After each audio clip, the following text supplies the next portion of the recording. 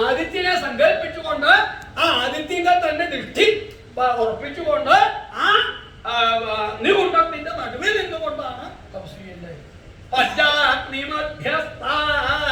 അഗ്നിമധ്യസ്ഥരായിട്ട് 4 വളം ആ വിറകനെ വെട്ടിക്കൊണ്ടുന്ന് ശിഖരങ്ങൾ വെട്ടിക്കൊണ്ടുന്ന് തീയവൻ കത്തിച്ചു. അത് ശക്തമായിരിക്കുന്ന അഗ്നിയാണ് വർദ്ധിപ്പിച്ച അതിന്റെ നടുവിൽ നിന്ന് 5ാമത്തെ അഗ്നിയായിട്ട് ആദിത്യനെ സങ്കല്പിച്ചുകൊണ്ട് ആ ആദിത്യന്റെ ദൃഷ്ടി ഉറപ്പിക്കാൻ കഴിഞ്ഞു. ആ ദൃഷ്ടി ആദിത്യങ്ങളിലേക്ക് നമ്മൾ ഉറപ്പിച്ചു തന്നെ. അങ്ങനെയാണ് തപസ് ചെയ്യേണ്ടത്. മാത്രല്ല എങ്ങനെയായിരുന്നു ആ പഞ്ചാഗ്നി മധ്യസ്ഥിലെ അവസ്ഥ? പാദാങ്കുഷ്ടാഗ്രവിഷ്ഠിതനായിട്ടാണ്.